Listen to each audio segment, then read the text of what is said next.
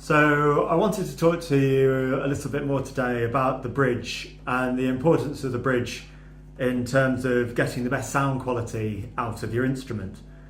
It's really common these days to see bridges which are slightly twisted, warped, and just not in their best states.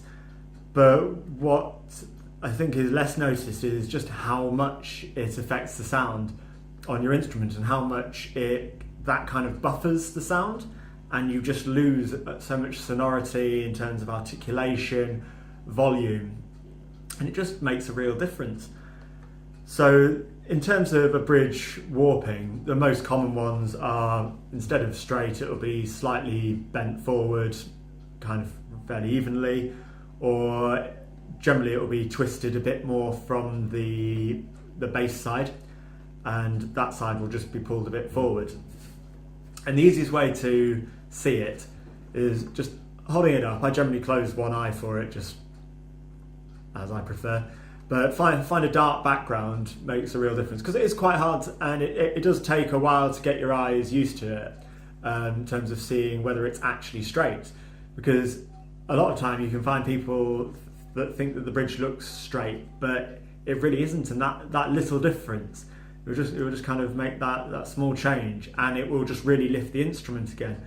In fact, I've posted a link below. There's a great game on a website called Wood Gears, and it's basically a really geeky game that luthiers play, and you kind of just visually by eye, you guess what the angle is, and you kind of sync up lines in terms of where you think the midpoint is, trying to find the center of a circle, and it will kind of rate you for accuracy. It's just a silly little online game, but it's really good fun, and it's actually a really useful tool, which is why I kind of bring it up now, if you want to get better at straightening your bridge, because I think it's a just kind of overlooked skill that it does require quite a high degree of accuracy with your eye to get it just right, and it is a skill worth developing, and you'll really notice it back in your sound. So anyway, try it below. It's nothing to do with me, but I just really like it. So anyway, I find that really helpful. So with a bridge, if we're just looking at it from the sides, generally it's worth looking from both sides. You'll probably find that from the treble side it's straighter than it is from the bass side. That would be the most common, or the whole thing could be warped. But once you've got an idea of that it's not straight, and in terms of checking if it's straight, sometimes if you've got an instrument where the ribs are fairly square to the body, which isn't always, so that you can't always do this, but you'll be able to get an idea just looking at your instrument, then sometimes you can line it up a bit with that, or you will have to just essentially freestyle seeing it, because the front of the body won't be always flat at the point, so perpendicular is essentially slightly relative on each instrument.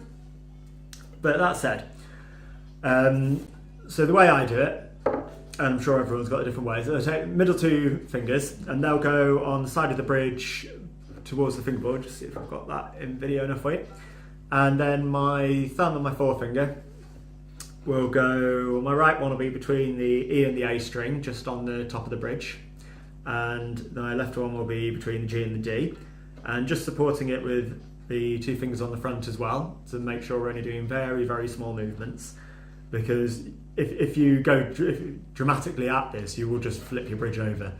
But it's not that sensitive, but people have different levels of sensitivity in their hands, because it's just a slightly different skill.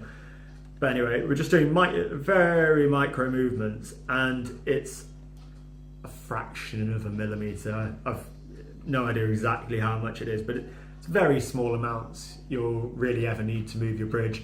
If you're just doing one side, just very gently pull one back. And I also put soap in the channels on my bridges. Some people use graphite, but I don't like it as much because it's an abrasive as well.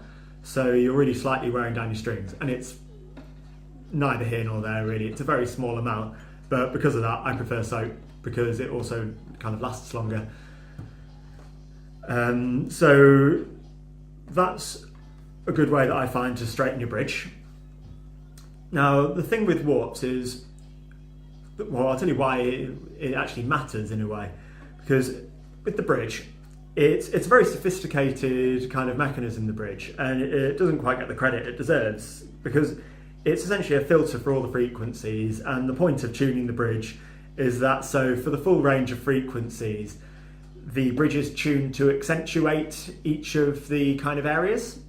So at different hertz, a bridge will rotate in different ways and angles. So it will either go, I'll just go straight on, kind of side, it will pivot side to side, it will go front to back, and it will twist on the diagonals. And it will do this at really so fast you can't see it.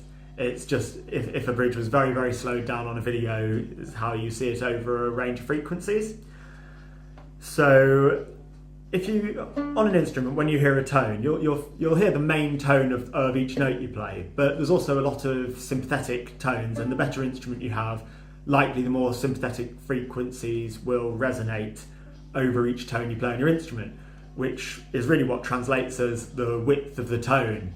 So if you find your instrument has a very, very narrow tone, it will either be a very kind of lower quality instrument, or the bridge is dampening the rest of the warmth on it. Because what happens is, if we've got a bridge that's then either bent forward or twisted one way, if you kind of think of it almost like a person, so you've got your straight up stance, and from there you can move any direction fairly freely. But if you kind of hunch over, it slightly becomes harder to move in different directions, especially at that same frequency.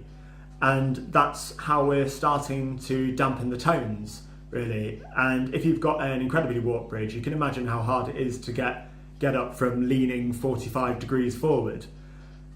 And because of that, it just can never really get to its full, the velocity of, I think, kind of the oscillating velocity of the bridge.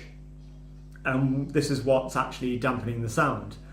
But it will dampen the whole instrument quite a lot. And also you'll probably find, if you've had an instrument for a while and you think it's just not sounding as good as before, you'll probably have lost the amount of tone will go down, so the volume of it will go down.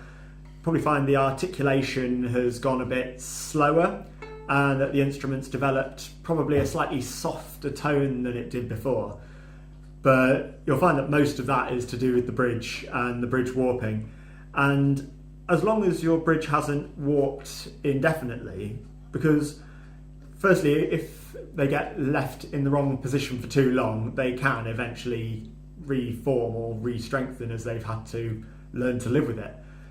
Also, sometimes you can have bridges that just are a bit too thin, and so they couldn't actually stay over time with the kind of strength they needed to support the weight of the strings, because the pressure on the bridge is absolutely huge. So if it is slightly wrong, and it may not be in the first year, but maybe 10 years after, it just depends on how well your bridge has been cut, then it can warp and just not have anywhere to go back, at which point you just need a new bridge. But assuming that it is okay, just getting it back into position and just kind of constantly being aware of it and letting it go back into its real position through moving it, as we mentioned below, you'll find your instrument will generally just open up so much more again, and you'll get the volume and kind of vibrancy back that you lost. And there's other kind of things that influence this overall. So this is just really on the bridge today, but I'll go over the other parts as well, and hopefully you'll find some of this useful and be able to have a bit more control over keeping the best out of your whatever instrument you're playing. So thanks for listening, hope you enjoyed that.